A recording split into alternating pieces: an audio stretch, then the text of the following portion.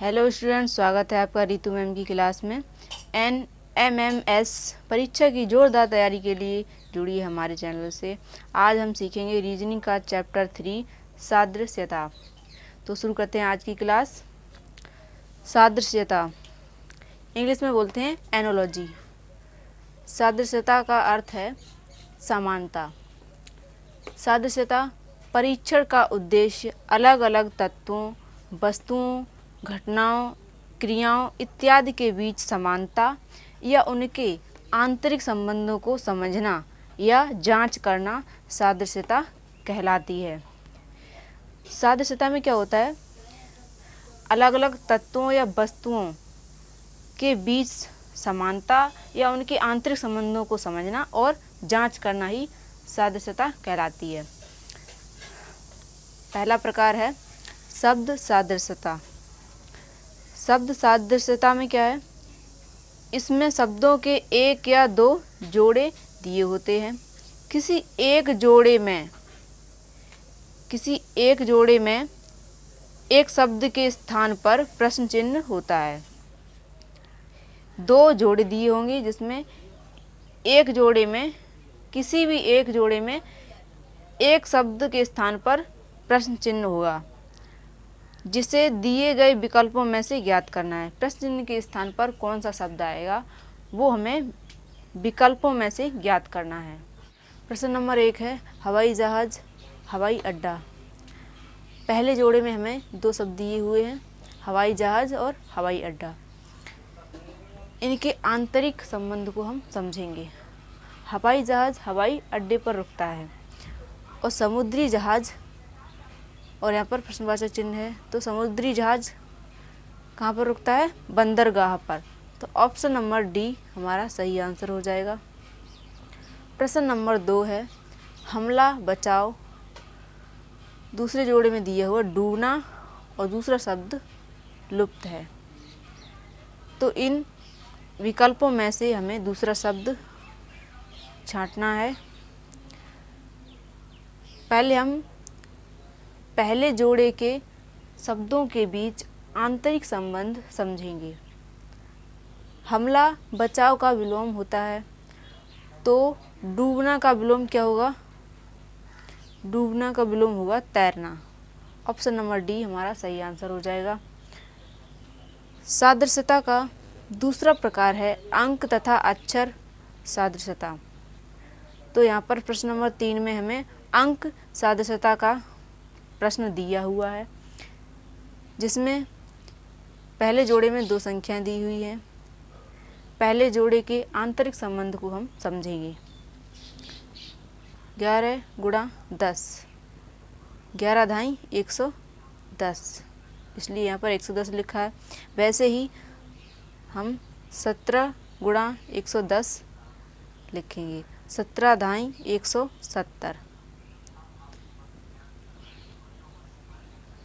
साफ से लिखेंगे।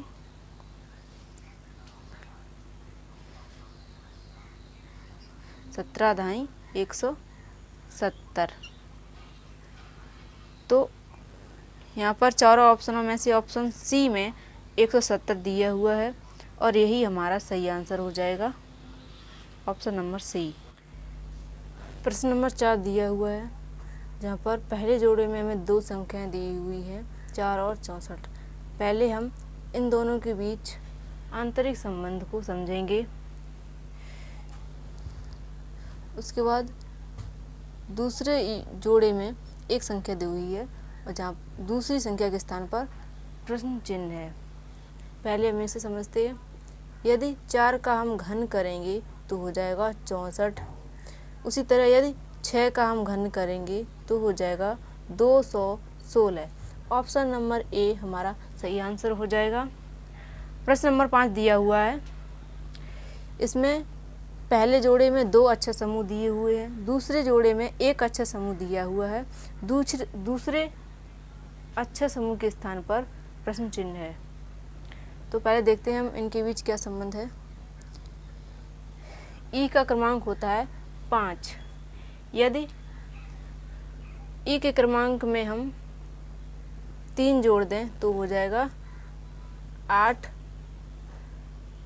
ई के क्रमांक हमने 3 जोड़ी तो हो गया 8 और एच का क्रमांक होता है 8। उसी तरह एन के क्रमांक में यदि हम 4 जोड़ दें, एन के क्रमांक होता है 14, 14 में हम 4 जोड़ेंगे तो हो जाएगा 18। यहाँ पे हमने कितना जोड़ा 4, यहाँ पर हमने 3 जोड़ा था 3, ये आपको अब सही से दिखेगा 18 और आर का क्रमांक होता है 18।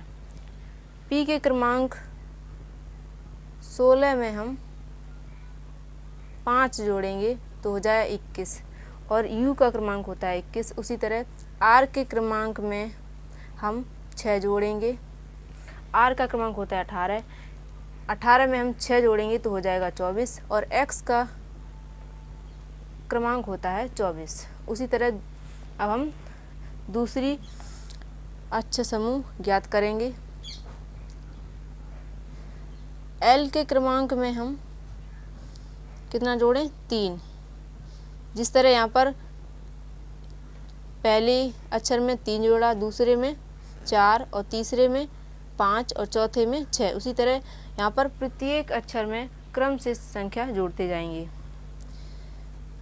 तो यहाँ पर जी का क्रमांक होता है 7, 7 में यदि हम 3 जोड़ेंगे तो हो जाएगा 10 और जे का क्रमांक होता है 10। अब एल के क्रमांक में हम जोड़ेंगे 4,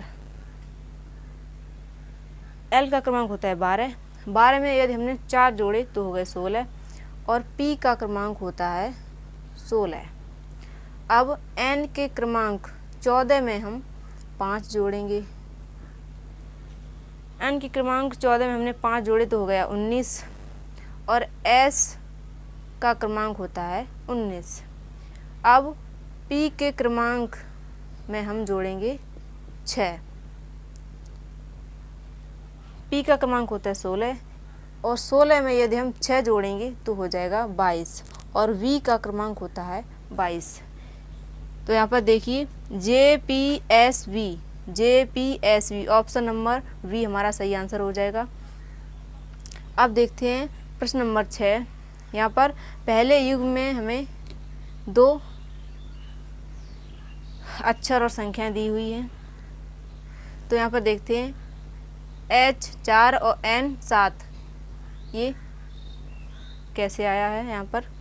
तो देखते हैं H का क्रमांक होता है 8 और N का क्रमांक होता है 14।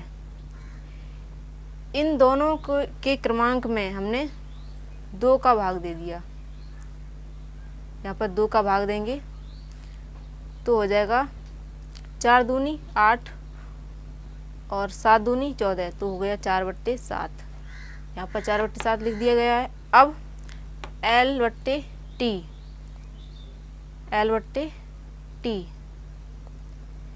L का क्रमांक होता है 12 और T का क्रमांक होता है 20। अब इन दोनों में भी हम 2 का भाग देंगे